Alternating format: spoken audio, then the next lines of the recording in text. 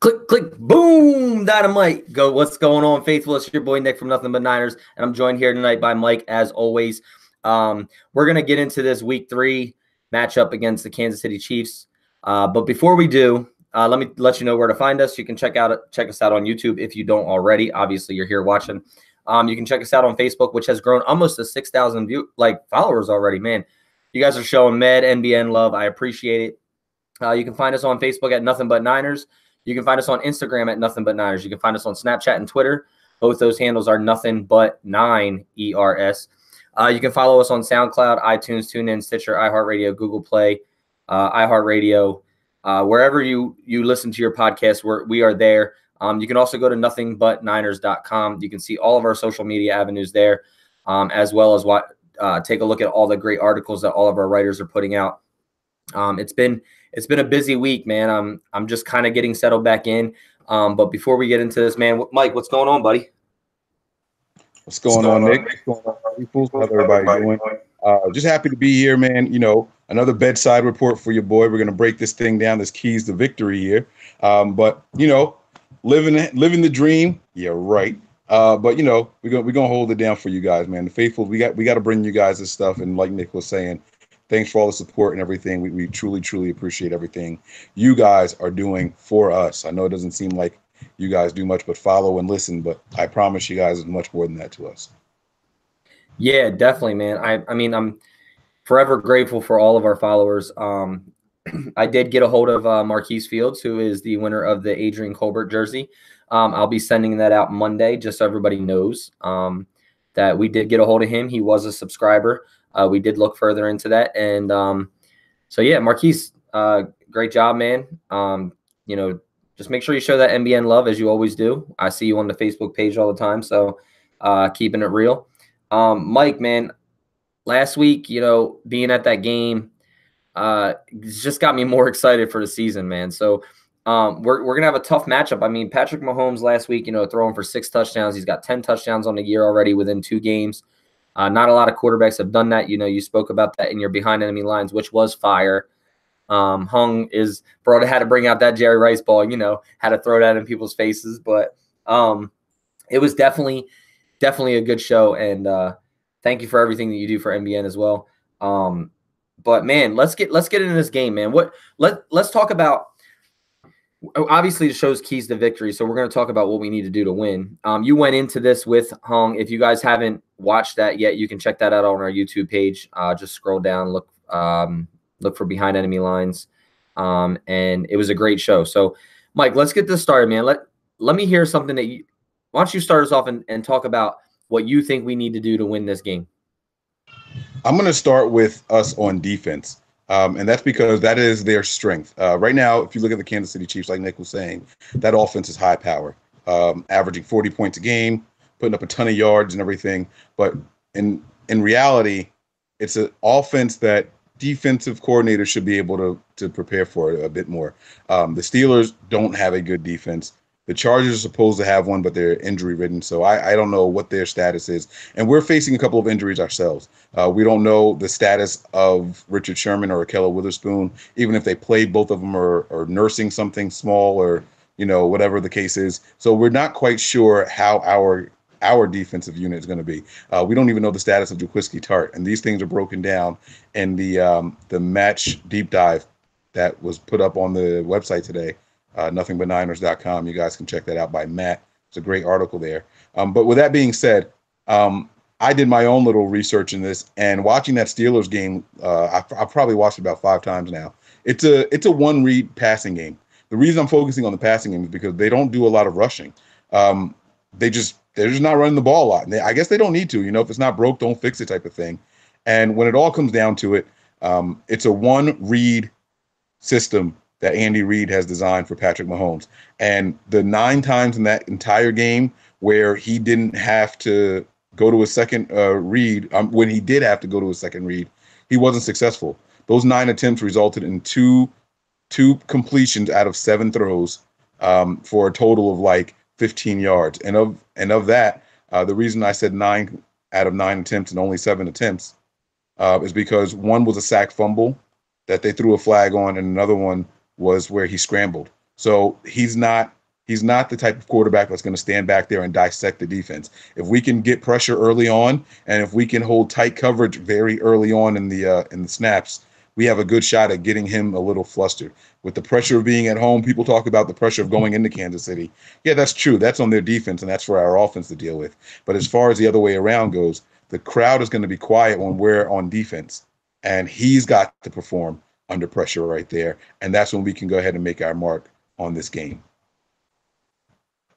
Yeah, Mike, watching them play, I definitely think their O-line's a little suspect. But not only is their O-line suspect, but like you said, playing in Kansas City, and you always think that you're going to play better at home, obviously, situations like that. But there's a lot of pressure on this Kansas City Chiefs team. They just beat Pittsburgh, which they haven't done since, I forget the date. They haven't beat Pittsburgh in Pittsburgh since 1986. Yeah, so 1986.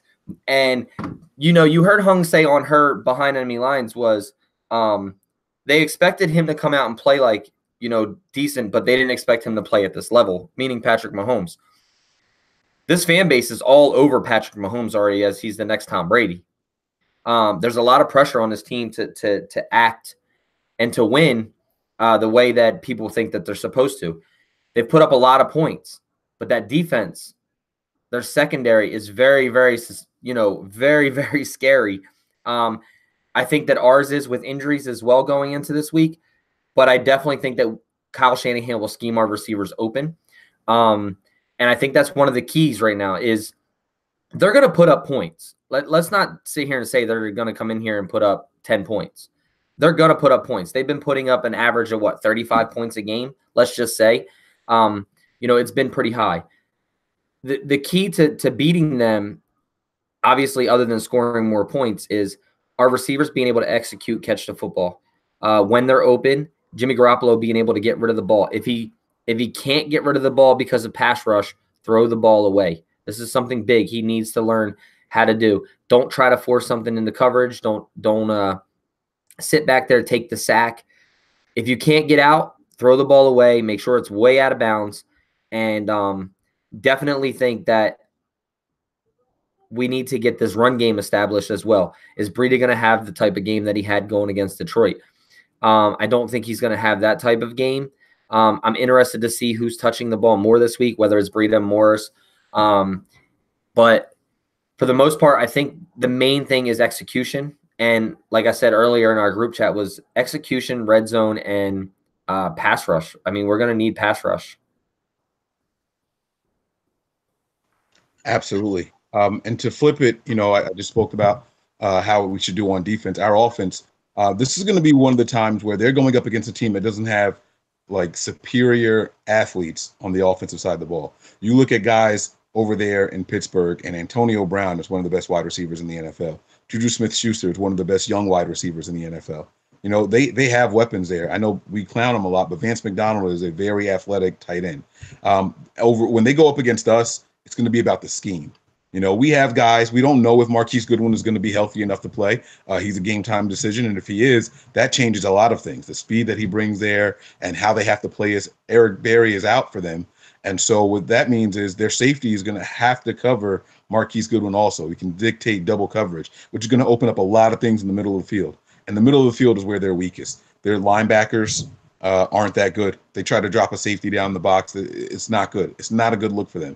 And the middle of the field is where Kyle Shanahan and Jimmy Garoppolo operate the best. It's going to be our strength against their weakness and vice versa. Our defense seems to be our weakness at the moment, and their offense is their strength.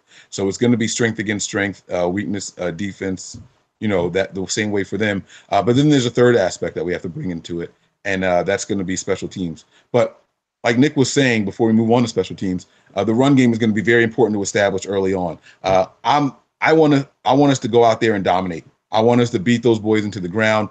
And I would like to see a heavy dose of Alfred Morris. I know this is going to be the opposite of what a lot of people think, and I even have this being a high-scoring game. I think this is going to be a shootout. But the way you win a high-scoring game is attrition. You want to break these guys down.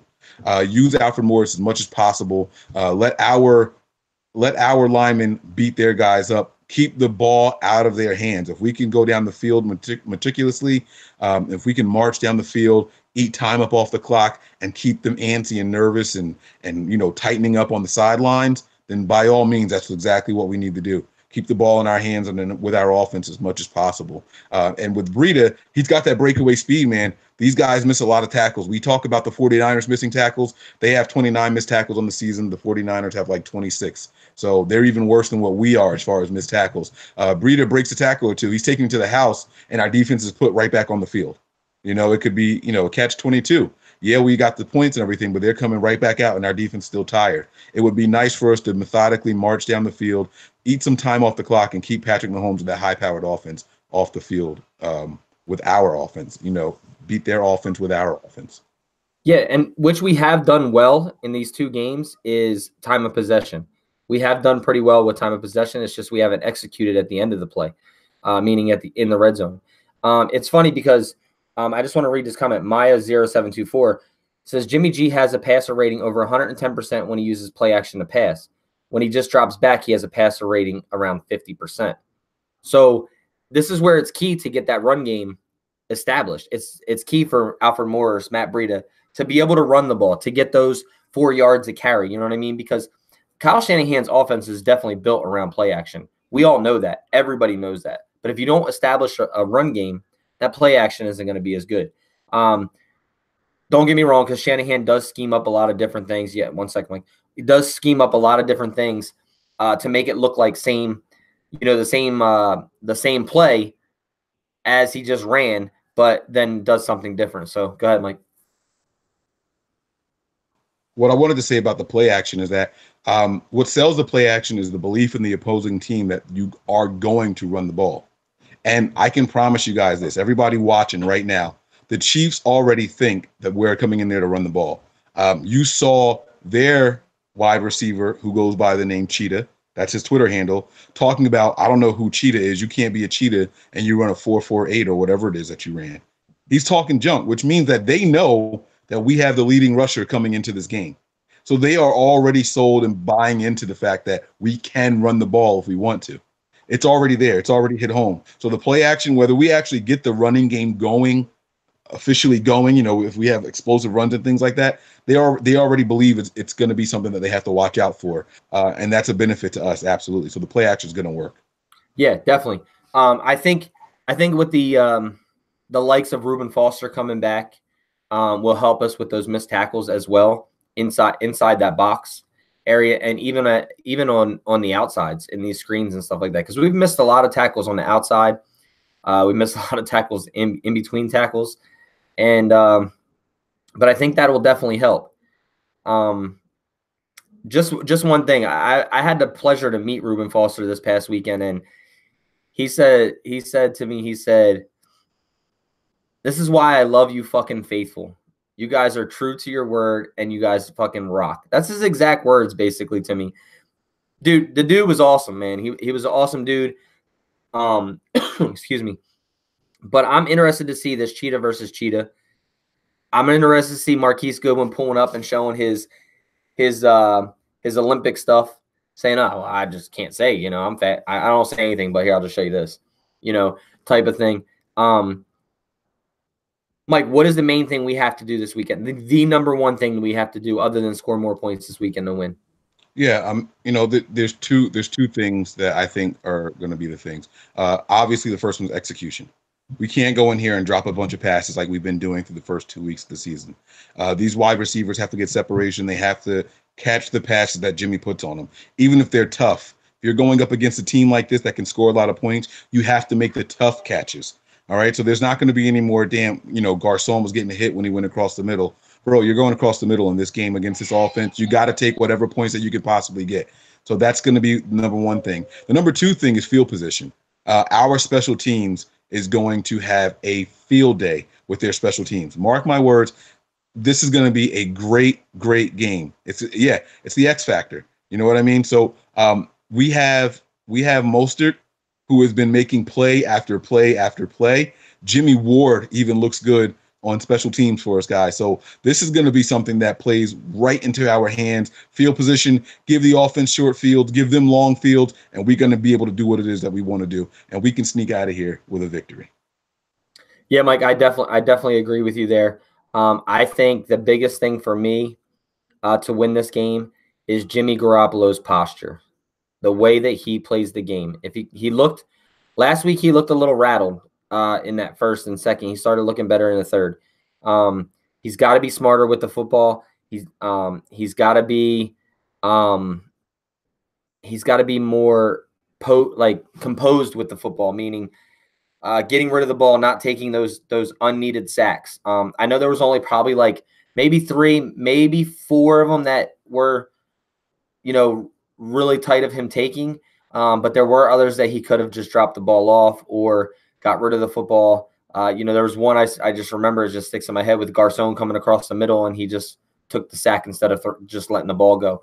But for the most part, I think that he's going to be the deciding factor who wins this week. I think, Mahomes is a rookie. I think we're going to get to him early and often. We just need to finish. I think the pressure has been there all year. It's just a finishing product we need to do. But I agree with you. Special teams, field position, and I think that Jimmy Garoppolo is going to be the key to our victory this week. He has to play smart football like he was playing at the end of last year, and even in the Minnesota game, he played a little smarter. Even though he threw, 3 interceptions in week 2, or week 1, but I don't think this defense is as good as Minnesota, obviously. But definitely need to step up the game with Jimmy Garoppolo. Yeah, and they say 2 things travel well in the NFL, and that is the run game and your defense. Well, the run game is coming, and you can hate the 49ers defense all you want. This is going to be the best defense that they've played against so far. The Chiefs have not played against 2 good defenses this season. It's only through 2 weeks, but be that as it may, the Steelers are one of the worst, and so are the Chargers. So we're going to bring the pain. We're going to bring pressure. I don't know about pressure and sacks and things like that, but if we can rattle this young man, get him off his mark, and like I said, just do a couple of things to confuse him and get him off of his first read, we can win this game and make it ugly for them. We actually have an opportunity to make it ugly. I'll be happy with a close win. If we do everything right, I expect a high-scoring game, 34-31 type of victory for the 49ers. All right. Yeah, I'm kind of in there with you too. I think it's going to be a high-scoring game. I'm going to go 38-34, around that range. And like I said, it really depends. I mean, those points also will come off of if Goodwin's playing or not, because Goodwin definitely opens up this offense more with his speed. So, but it'll be great to have him back. It'll be great if we have him back.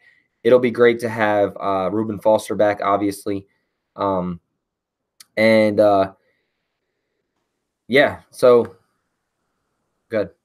Even without Goodwin, here's the positive thing, though, is that, again, the middle of their defense is what is suspect the most. And so because of that, guys like Kittle, guys like Trent Taylor, if Richie James is active, and even Pettis, those guys are terrorists in the middle of the field. Even Garcon.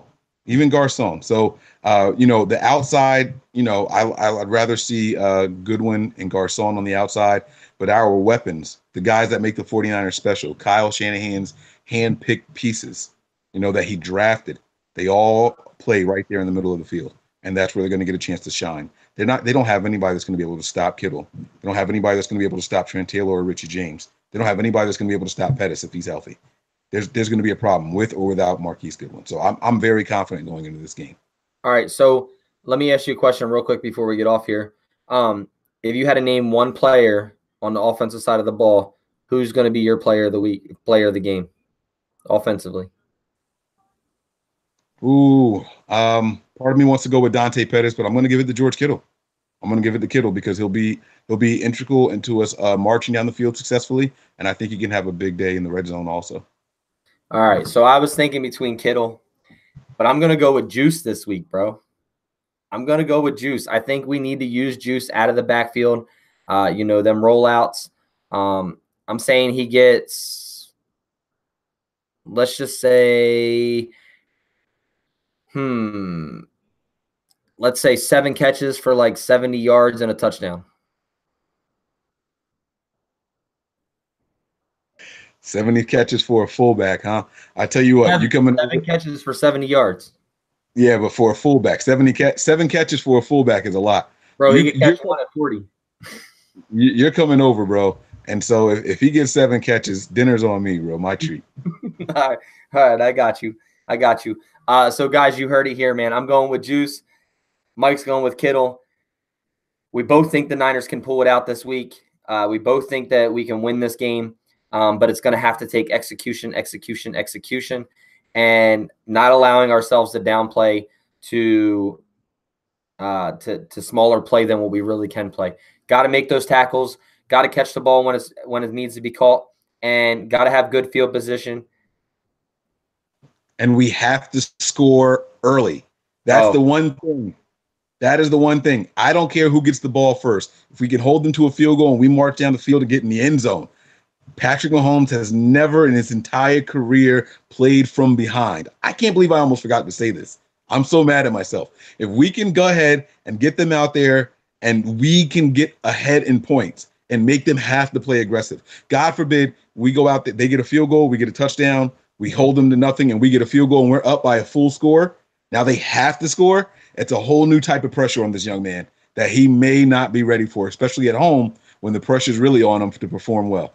I'm telling you, if we can get to an early score, oh man. Yeah, and it will definitely take the crowd out of it. It will definitely take the crowd out of it if we can score. If we can go up 7, hold them to a field goal, and then score again, and it's 14-3, hey, we're looking good. It's over from there, right? So I don't know, man. Look, these guys got to remember how to play 60 full minutes of football. Because when I was there last week, boy, I was like this. Like, good Lord. Biting my jersey. But, yeah, man. Mike, it's great to be back on here as always, man. And like I said, I'll be over your house tomorrow to watch this game.